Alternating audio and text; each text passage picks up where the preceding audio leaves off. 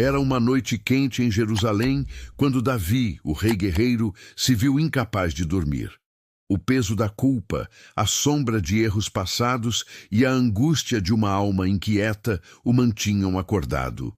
Ele se virou no leito, fitou o escuro do quarto e, em vez de se levantar para uma postura cerimonial, derramou seu coração ali mesmo, deitado. Senhor, até quando te esquecerás de mim? Sussurrou. E naquele instante, no silêncio de seu quarto, começou uma das orações mais íntimas já registradas nas Escrituras. Essa cena nos faz questionar: será que a posição do corpo define a eficácia de uma oração? Em algum momento da vida cristã, quase todos nós já enfrentamos aquele cansaço que parece consumir até as últimas forças. Você chega em casa após um dia exaustivo, seu corpo pede descanso, sua mente está sobrecarregada, e quando você se lembra de orar, a ideia de se ajoelhar parece uma batalha perdida antes mesmo de começar. Então você se deita, fecha os olhos e fala com Deus ali mesmo, na horizontal. Mas logo vem a dúvida: estou pecando? Deus aceita uma oração feita assim? A verdade é que essa não é uma questão nova. Desde os tempos bíblicos, o povo de Deus orou em diferentes posturas. Em pé, como Jesus ensinou ao dizer que alguns tipos de demônios só saem com oração e jejum. Ajoelhados como Daniel, que 3 vezes ao dia se punha de joelhos mesmo sob ameaça de morte. Prostrados no chão, como Jesus no Getsemane, quando suou gotas de sangue em agonia. Mas também há registros de orações feitas em posições menos convencionais. Jonas clamou das profundezas do ventre do grande peixe, quase como quem fala deitado em um lugar apertado. Ana, no templo, moveu os lábios em silêncio, tão consumida pela dor que nem sua postura foi notada pelo sacerdote. Por outro lado, há quem argumente que certas posições corporais expressam reverência e que a negligência delas poderia refletir um coração relaxado. Os fariseus, por exemplo, criticavam Jesus porque seus discípulos não seguiam as tradições rígidas de lavar as mãos antes das refeições. Para eles, a forma era tão importante quanto o conteúdo, e Jesus respondeu com firmeza, dizendo que o que contamina o homem não é o que entra pela boca, mas o que sai do coração. Se aplicarmos esse princípio à oração, poderíamos dizer: o que importa não é se você está deitado, sentado ou em pé, mas se o seu coração está alinhado com Deus. Alguns citam passagens que exaltam a postura física na adoração, como chegai-vos a Deus, e Ele se chegará a vós, sugerindo um movimento ativo de busca. Outros lembram que até mesmo no leito de dor, Ezequias virou o rosto para a parede e clamou, e Deus não apenas ouviu, como estendeu seus anos de vida. Ou seja, a Bíblia não apresenta uma regra rígida, mas princípios que nos ajudam a discernir. Nesta série, vamos explorar esses princípios, ouvindo tantos argumentos de quem vê problemas em orar deitado, quantos de quem enxerga nessa prática uma expressão legítima de intimidade com Deus. Porque, no fim, oração é diálogo, não monólogo, é relacionamento, não ritual. E se há algo que as Escrituras deixam claro, é que Deus está muito mais interessado no que dizemos do que em como estamos posicionados quando falamos. Mas antes de avançarmos, é importante lembrar que toda prática espiritual deve passar pelo crivo da palavra, da razão e da sensibilidade ao Espírito Santo. Se orar deitado for apenas uma desculpa para a preguiça ou negligência, então há um problema. Mas se for um clamor genuíno de quem está esgotado, ferido ou simplesmente buscando um momento de quietude com o Pai, então talvez estejamos diante de uma forma de adoração tão válida quanto qualquer outra. Em breve vamos destrinchar esses pontos, sempre com a Bíblia como fundamento. Porque, independentemente da postura física, o que realmente transforma uma oração em algo poderoso não é a posição do corpo, mas a disposição do coração. O sol começava a se pôr sobre o Monte das Oliveiras quando Jesus, como era seu costume, se afastou dos discípulos para orar. Naquela noite que antecederia sua crucificação, ele não apenas se ajoelhou, caiu com o rosto em terra numa demonstração de total submissão ao Pai. Essa cena poderosa nos faz refletir. Será que nossas posturas corporais durante a oração realmente importam?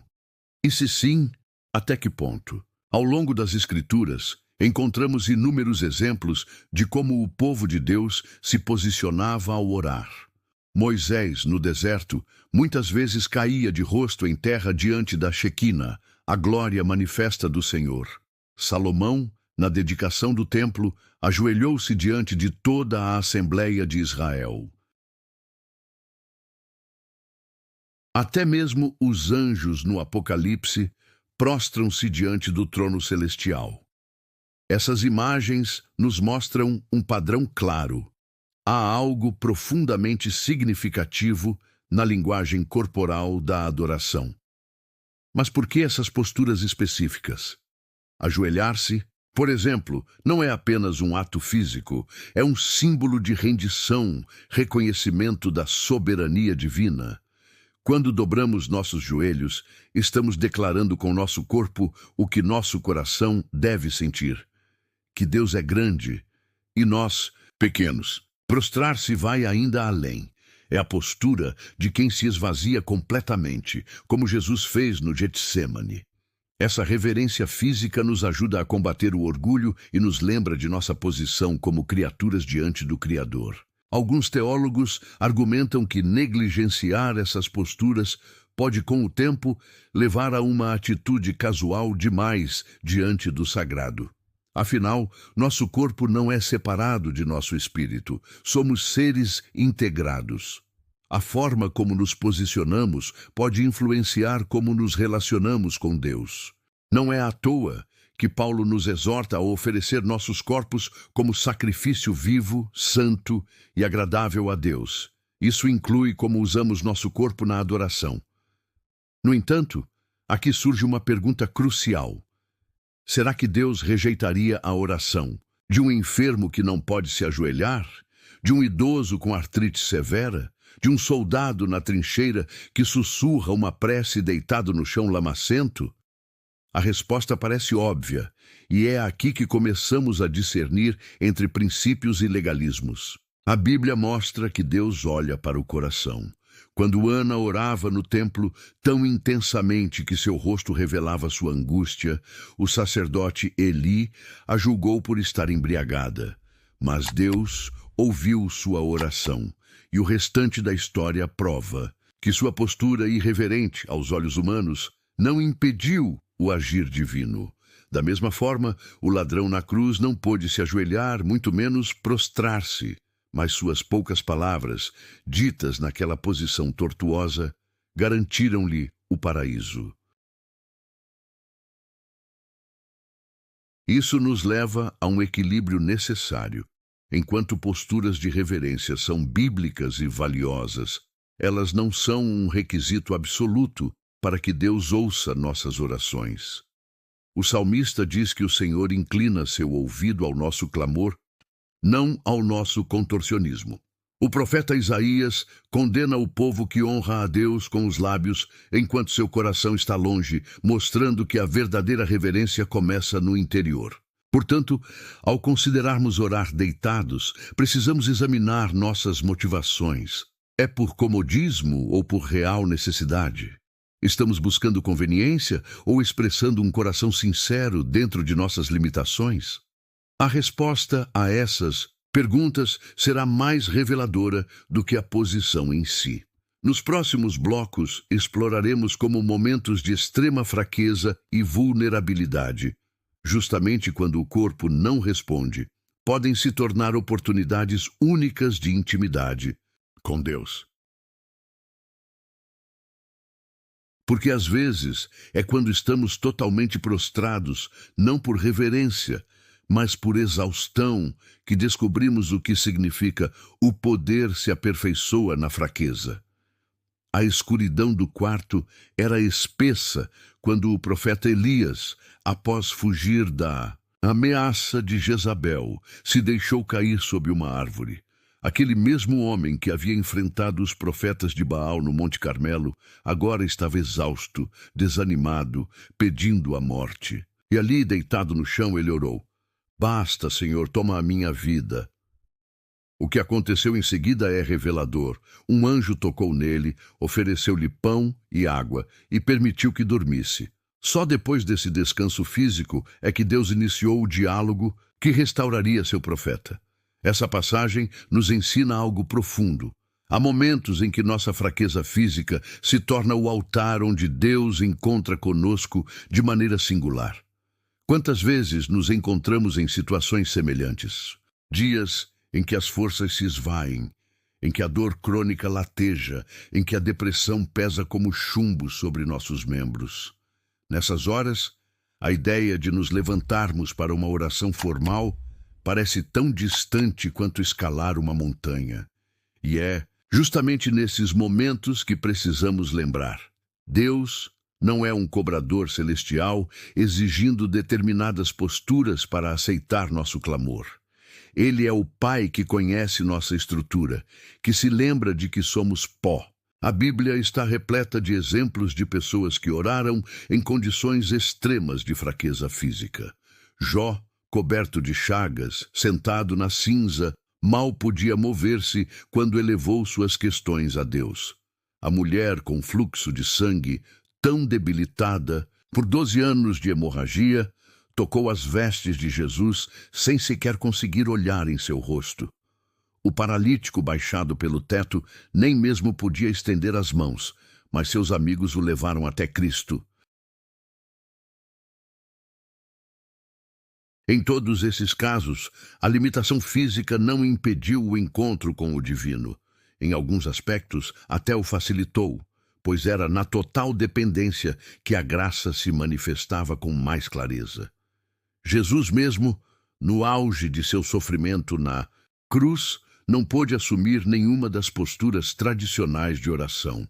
Seus braços estavam estendidos, seus pés pregados, sua cabeça coroada de espinhos.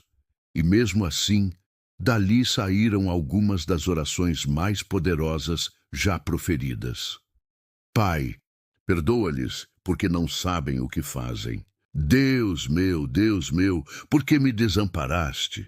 Pai, nas tuas mãos entrego o meu espírito. Se a oração dependesse da postura correta, o próprio Filho de Deus teria sido invalidado em seu momento mais sagrado. Isso nos leva a um princípio fundamental. A oração deitada, quando nascida da genuína necessidade e não da mera negligência, pode ser tão sagrada quanto a feita de joelhos. Aliás, há algo de profundamente humilde em reconhecer nossas limitações e ainda assim buscar a Deus dentro delas. É como a viúva pobre que deu tudo o que tinha. Não foi a quantia que impressionou Jesus, mas o sacrifício por trás dela. Da mesma forma, uma oração sussurrada no travesseiro por alguém que mal consegue manter os olhos abertos pode valer mais, aos olhos de Deus, do que longas liturgias proferidas com perfeição técnica, mas sem o coração. O apóstolo Paulo experimentou isso na pele quando orou 3 vezes para que seu espinho na carne fosse removido. Não sabemos se ele estava de pé, sentado ou deitado durante essas orações, mas sabemos que Deus respondeu de maneira inesperada: "A minha graça te basta, porque o poder se aperfeiçoa na fraqueza." Essa revelação muda tudo. Quando estamos tão fracos que só podemos orar deitados, estamos na posição ideal para experimentar a suficiência da graça divina. Claro, isso não significa que devemos sempre optar pela posição mais cômoda. A disciplina espiritual tem seu valor e, como vimos no bloco anterior, posturas de reverência são importantes. Mas a beleza do Evangelho está nesse equilíbrio. Enquanto nos esforçamos para dar a Deus o melhor que podemos, também reconhecemos que Ele nos encontra em nossas piores limitações. Nos próximos momentos, exploraremos como a oração noturna, muitas vezes feita na posição deitada, tem um lugar especial na tradição bíblica e como equilibrar a liberdade em Cristo com a reverência devida ao sagrado. Porque no final, seja de pé, ajoelhado ou deitado, o que transforma simples palavras em oração não é a posição do corpo, mas a direção do coração. O palácio estava envolto em silêncio quando o rei Davi se virou em seu leito, incapaz de dormir. A lua projetava sombras alongadas sobre os tapetes reais, enquanto ele fixava os olhos no escuro. Ali, naquela solidão noturna, começou a sussurrar palavras que ecoariam por milênios. Ó Senhor, Tu me sondas e me conheces, sabes quando me assento e quando me levanto. Esse salmo, nascido na quietude do quarto, revela uma verdade profunda. Há uma dimensão única na oração feita nas vigílias da noite, quando o mundo parece parar e a alma encontra espaço para respirar. A Bíblia está repleta de encontros divinos que aconteceram quando todos os outros dormiam. Jacó, com apenas uma pedra como travesseiro, viu anjos subindo e descendo uma escada celestial. Samuel, ainda menino, ouviu Deus chamar seu nome no Minsinat, silêncio do tabernáculo. Até mesmo os magos do Oriente foram avisados em sonho para não retornarem a Herodes. Há algo no período noturno que parece favorecer a comunicação com o divino. Talvez porque seja quando nossas defesas caem, quando as máscaras sociais são removidas e nos apresentamos a Deus em nossa forma mais crua e autêntica. Jesus frequentemente separava as horas noturnas para orar. O Evangelho de Lucas nos diz que ele passou a noite inteira em oração antes de escolher os 12 apóstolos. Imagine o cenário. Enquanto os discípulos dormiam, o Filho de Deus estava a sós com o Pai, talvez reclinado contra uma rocha, olhando para as estrelas, conversando em voz baixa. Não há registro de que ele estivesse numa postura formal. O foco estava no diálogo, não na etiqueta. Essa tradição da oração noturna continuou na igreja primitiva. Atos relata que por volta da meia-noite, Paulo e Silas cantavam louvores na prisão, provavelmente sentados ou deitados em seus cepos, dado o confinamento. Ainda assim, seu clamor foi tão poderoso que abalou os alicerces da cadeia. Isso nos mostra que a eficácia da oração não está condicionada ao ambiente ou à posição corporal, mas à fé que a sustenta. Hoje, quantas almas atribuladas encontram nas horas noturnas seu único momento de paz para conversar com Deus? Mães exaustas que só conseguem orar quando finalmente deitam na cama. Trabalhadores noturnos que elevam súplicas entre um turno e outro. Insones que transformam sua vigília em vigília de oração.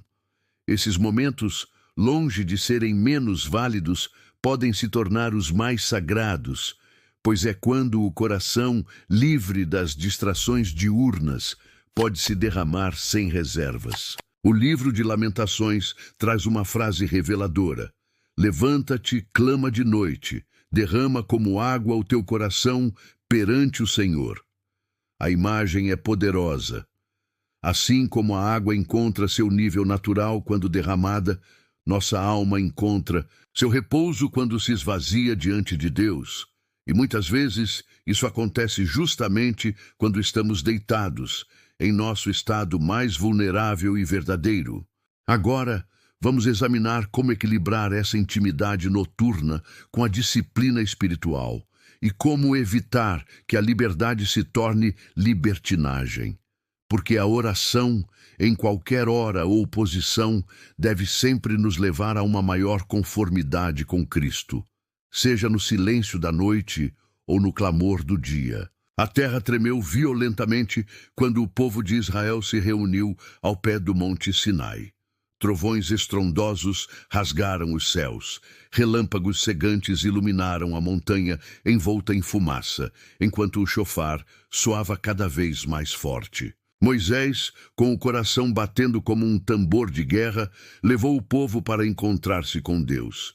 E o pavor foi tão intenso que todos recuaram gritando: "Fala tu conosco, e ouviremos, mas não fale Deus conosco, para que não morramos." Nesse mesmo instante, nas entranhas da montanha flamejante, Deus estava escrevendo em tábuas de pedra um mandamento que ecoaria através dos séculos: "Não terás outros deuses diante de mim." Agora feche os olhos e viaje mais de 1000 anos no futuro. A noite está calma em Jerusalém, o ar pesado com o aroma de pão ázimo e vinho. Um homem idoso, com marcas de açoite nas mãos, reclina-se à mesa e sussurra: "Pai." Essa única palavra, carregada de uma intimidade que faria os israelitas no Sinai cair de joelhos em terror, é pronunciada com a naturalidade de uma criança chamando por seu progenitor.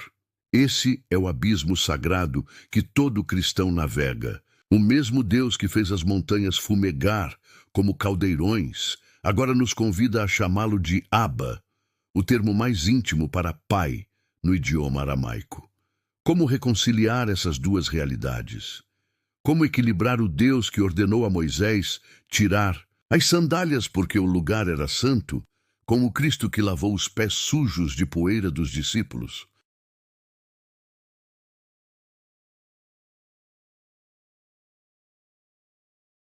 A resposta está no sangue que foi derramado na cruz, o véu rasgado de alto a baixo, transformando o Santo dos Santos de um lugar onde apenas um homem podia entrar uma vez por ano no trono da graça, onde todos podem se achegar com ousadia.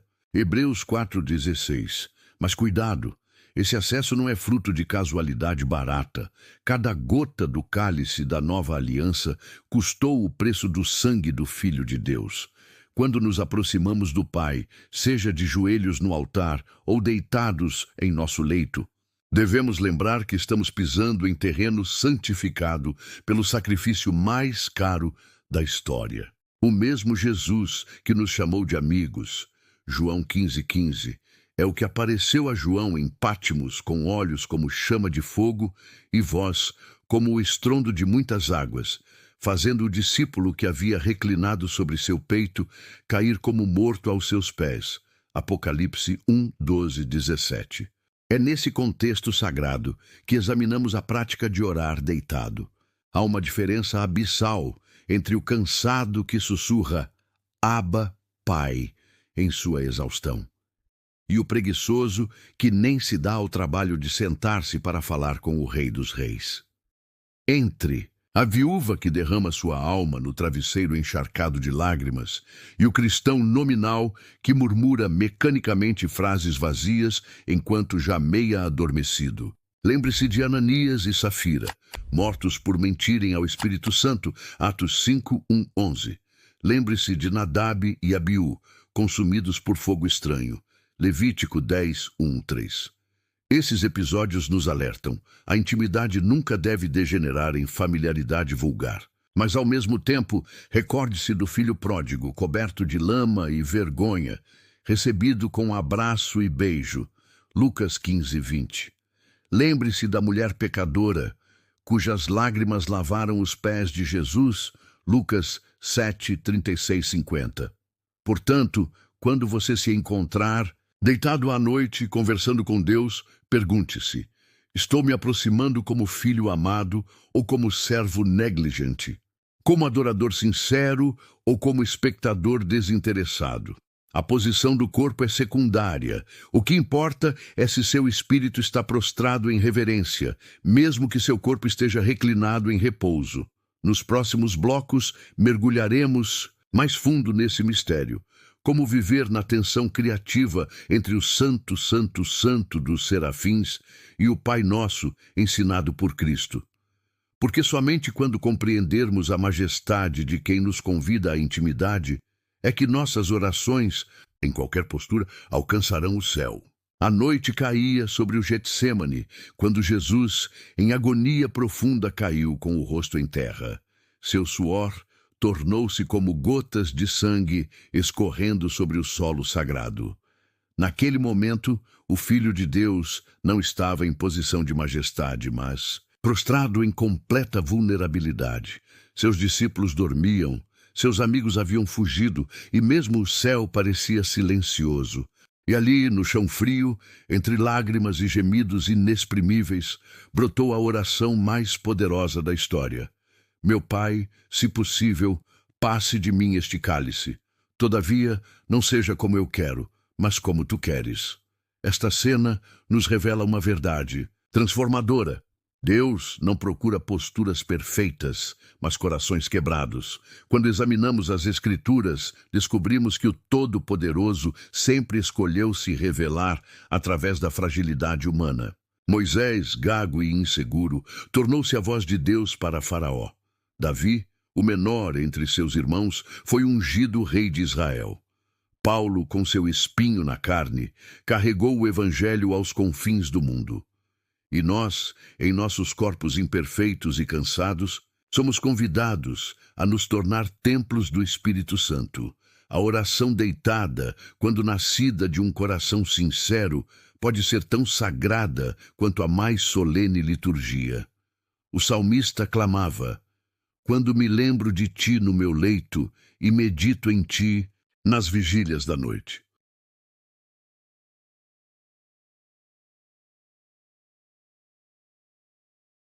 Daniel, mesmo proibido, continuou orando 3 vezes ao dia, e não há indicação de que sempre estivesse de joelhos. A mulher com fluxo de sangue tocou as vestes de Jesus sem nenhuma cerimônia, apenas com fé pura. Em todos esses casos, o que importou não foi a posição do corpo, mas a direção do coração. No entanto, precisamos discernir entre a graça e o abuso da graça. Há uma diferença abissal entre 1.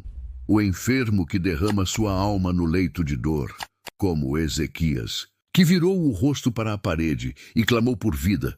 2. O cristão maduro que aproveita momentos de repouso para a comunhão, como Jesus que orava antes do amanhecer. 3.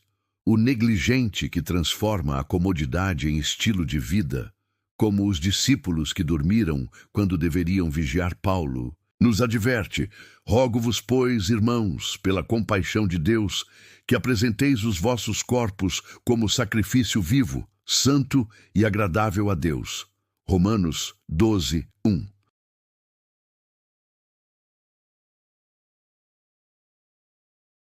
Se nosso corpo é templo, então cada respiração pode ser adoração, mas também cada preguiça pode ser profanação. O desafio é viver na tensão sagrada entre a liberdade dos filhos, que podem clamar Abba, Pai, em qualquer circunstância. A reverência dos santos, que se prostram diante do trono do Cordeiro. Nos próximos blocos, exploraremos como equilibrar essa realidade na prática diária. Porque no final, seja você um guerreiro de joelhos no campo de batalha ou um enfermo deitado no leito de dor, o que faz da sua oração um sacrifício aceitável não é a postura física, mas a entrega incondicional do coração. Era madrugada quando o telefone tocou. O diagnóstico médico ecoava como sentença: metástase estágio 4. Carlos, um pastor de 58 anos, sentiu o chão sumir sob seus pés. Naquela noite, enquanto a família dormia, ele se arrastou até o sofá da sala, corpo consumido pela dor, espírito esmagado pelo peso da notícia. Sem forças para se ajoelhar, ficou deitado de lado, rosto colado no tecido úmido de lágrimas. E dali, daquele lugar de completa vulnerabilidade, brotou um grito silencioso: Deus, eu não consigo mais. Foi então que experimentou o que descreveria depois como o abraço mais forte do Pai, uma presença tão tangível que transformou aquele sofá num altar sagrado. Esta narrativa nos confronta com uma verdade bíblica profunda. Deus especializa-se em transformar leitos de dor em tronos de graça. Desde o Gênesis até o Apocalipse, as Escrituras revelam um padrão surpreendente. O Todo-Poderoso escolhe manifestar-se com maior intensidade justamente quando a fragilidade humana atinge seu limite. Jacó conheceu Deus não como príncipe em Harã, mas como homem ferido à beira do Jaboque, onde, com quadril deslocado e impossibilitado de lutar, recebeu um novo nome. Gênesis 32, 24, 30. O profeta Elias encontrou o Senhor não no vento, terremoto ou fogo, mas no suave murmúrio que falou a sua exaustão. Três verdades transformadoras sobre a oração na fraqueza. 1. O altar da impossibilidade física. A Bíblia está repleta de personagens que oraram em condições extremas. Daniel na cova dos leões, Jonas no ventre do peixe, Paulo e Silas, acorrentados na prisão. Em nenhum desses casos, a postura física limitou o poder da oração.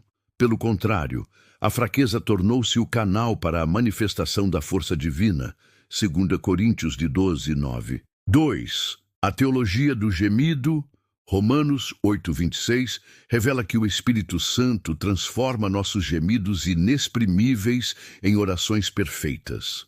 Quando a dor é tanta que as palavras faltam, quando o corpo está tão debilitado que só conseguimos deitar, é exatamente ali que o Paracleto intercede por nós, com gemidos que penetram os céus.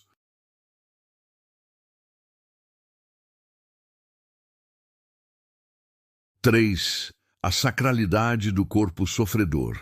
Cristo declarou que os sofrimentos de seus irmãos mais pequeninos são seus próprios sofrimentos. Mateus 25, 40. Quando você ora deitado em sua enfermidade, seu corpo torna-se participante dos sofrimentos de Cristo. Colossenses 1, 24. E seu quarto transforma-se em extensão do Calvário. Discernindo entre a graça e o comodismo, a oração do necessitado, Salmo 41, 3. Como o paralítico baixado pelo teto, reconhece sua dependência total. A oração do cansado, Mateus 11, 28. Como Jesus convidando os sobrecarregados a encontrarem descanso. A oração do negligente, Provérbios 6, 9 e 11. O perigo de transformar liberdade em libertinagem espiritual. O Salmo 139 oferece o equilíbrio perfeito. Tu me sondas quando me deito e quando me levanto. Deus não está limitado por nossa postura física, mas nossa atitude interior faz toda a diferença. A viúva que deu 2 moedas, Lucas 21, 4, e Ana que orava em silêncio, 1 Samuel 1, 13, nos ensinam que o valor da oração está na entrega do coração, não na posição do corpo. Nos próximos blocos, mergulharemos em como transformar momentos de aparente fraqueza em encontros transformadores com o divino. Porque a verdadeira revolução espiritual começa quando entendemos que nosso não posso mais é o lugar perfeito para o eu sou de Deus se manifestar. O mosteiro estava envolto em escuridão, quando o monge idoso acordou com dores lancinantes. Seus lábios, antes hábeis em cantar os salmos, agora tremiam em silêncio.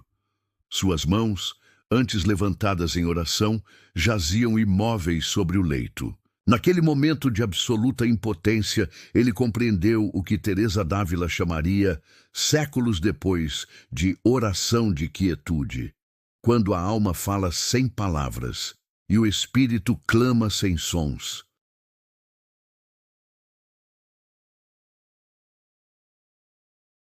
Ali, naquele leito de dor, nascia uma das orações mais poderosas de sua vida.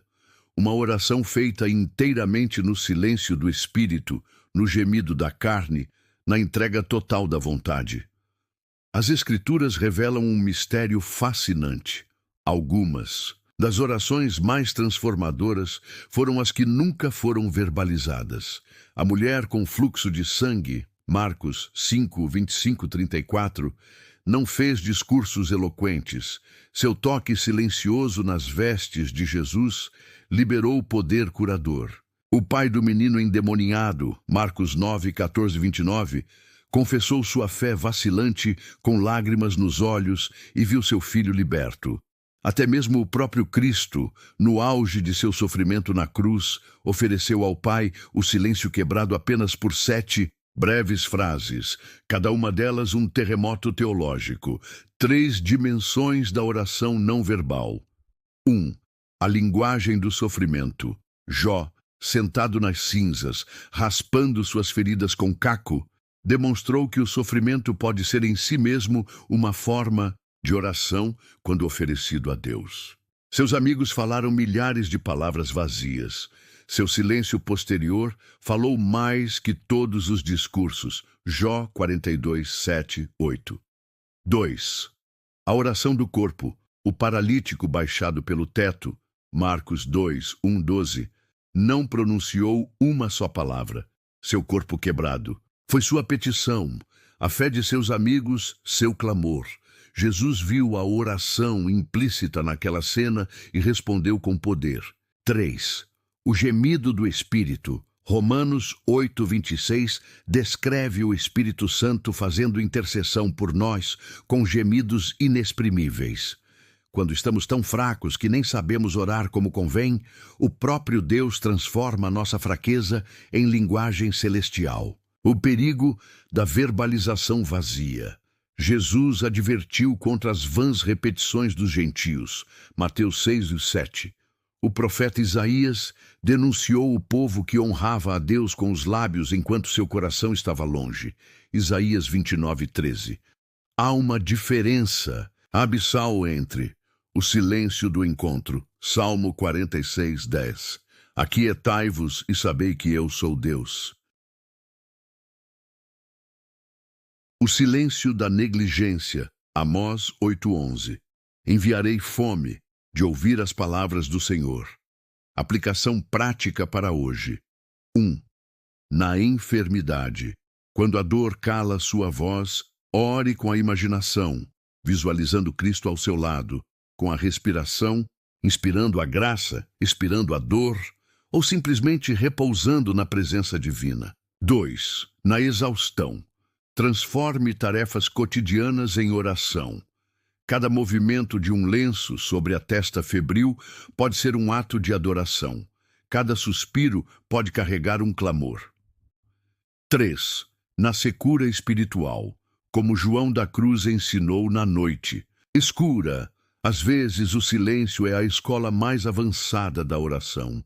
Nos próximos blocos, exploraremos como os grandes mestres da oração, de Teresa d'Ávila a Dietrich Bonhoeffer, descobriram que o auge da vida de oração, muitas vezes, começa quando as palavras terminam.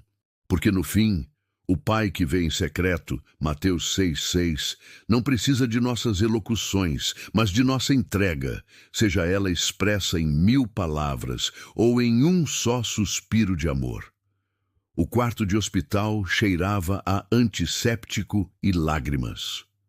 Dona Marta, 89 anos, segurava com mãos trêmulas o crucifixo que acompanhara seus dias desde a infância.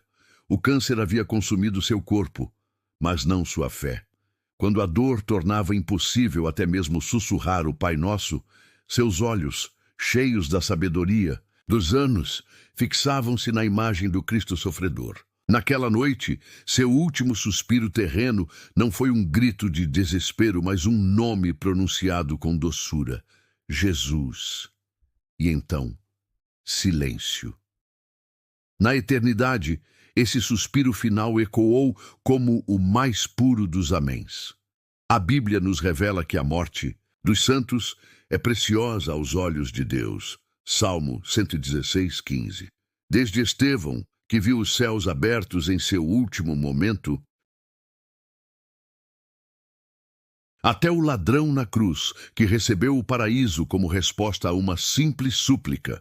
Lucas 23, 42, 43. As Escrituras estão repletas de finais terrenos que foram, na verdade, inícios celestiais.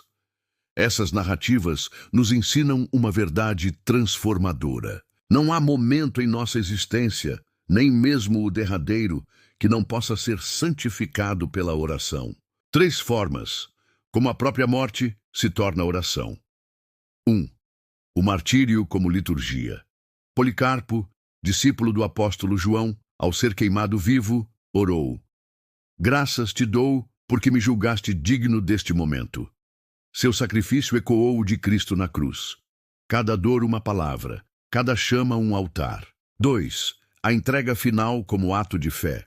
Como Jesus, que entregou o Espírito, João 19:30, muitos santos transformaram seu último alento em ato de confiança. A velha Simeão segurou o Messias criança e pediu para partir em paz. Lucas 2:29-32. Sua oração de despedida tornou-se cântico eterno. 3. O silêncio da agonia como mistério sagrado. Na escuridão do Calvário, o grito: Deus meu, por que me desamparaste? Mateus 27:46, revela que até o abandono sentido pode ser ofertado como oração quando colocado nas mãos do Pai. A teologia da oração no limiar da eternidade. O corpo que ora ao se desfazer.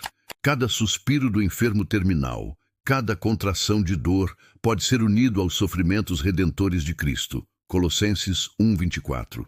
A alma que se abandona.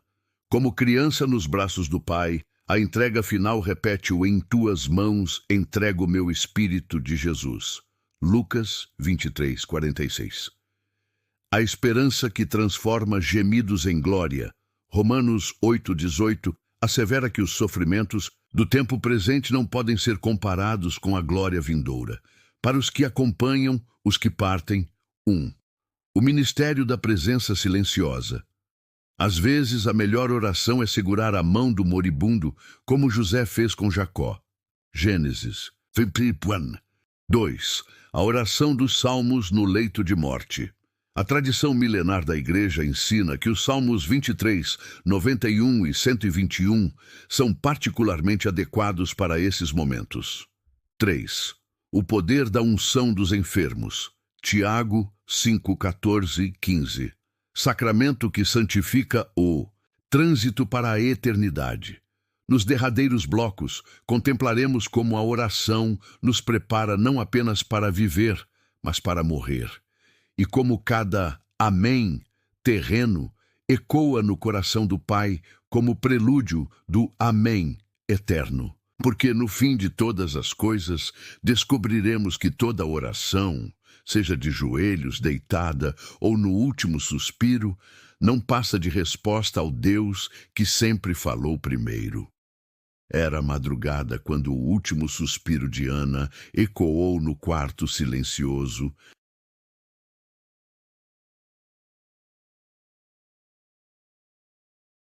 Seus familiares, reunidos ao redor da cama, testemunharam algo extraordinário.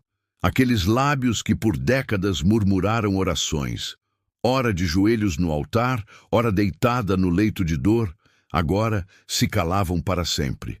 Mas no exato momento em que sua respiração cessou, uma expressão de assombro e alegria iluminou seu rosto.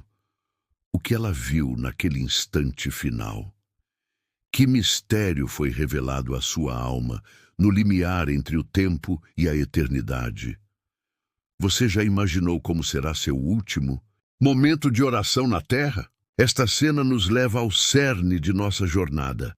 Descobrimos que Deus não está preocupado com a posição do nosso corpo, mas com a direção do nosso coração. Desde o início desta série, exploramos como a Bíblia mostra pessoas orando em todas as posturas imagináveis. A verdadeira reverência começa no interior. João 4, 23, 24. Nossas limitações físicas nunca impedem a comunicação com Deus. Mas agora quero te fazer 3 perguntas importantes.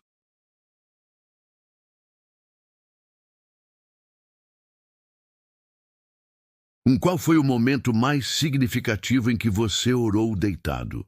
O foi numa noite de insônia, quando só conseguia sussurrar no escuro.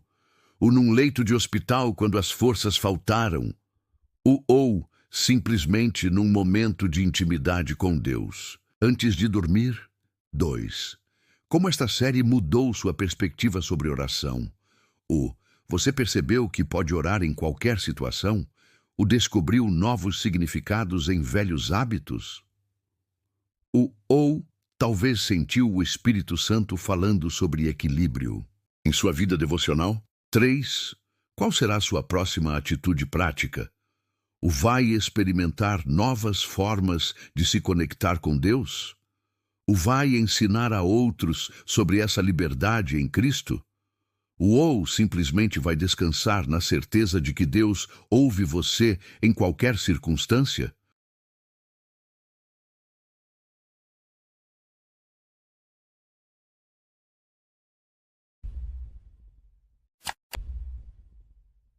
O convite eterno, independentemente de como você ora, de pé, ajoelhado, sentado ou deitado, lembre-se do essencial. Deus é Pai e ama ouvir seus filhos. Lucas 11:13. Jesus é intercessor e transforma até nossos gemidos em orações. Romanos 8:34. O Espírito é ajudador e completa o que não conseguimos expressar. Romanos 8:26. Então, que tal fazer uma oração diferente agora? Se você está lendo isso deitado, feche os olhos por um momento e imagine.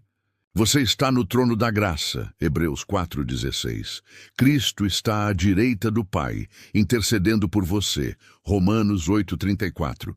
O Espírito Santo está dentro de você, guiando sua oração, Judas 1:20.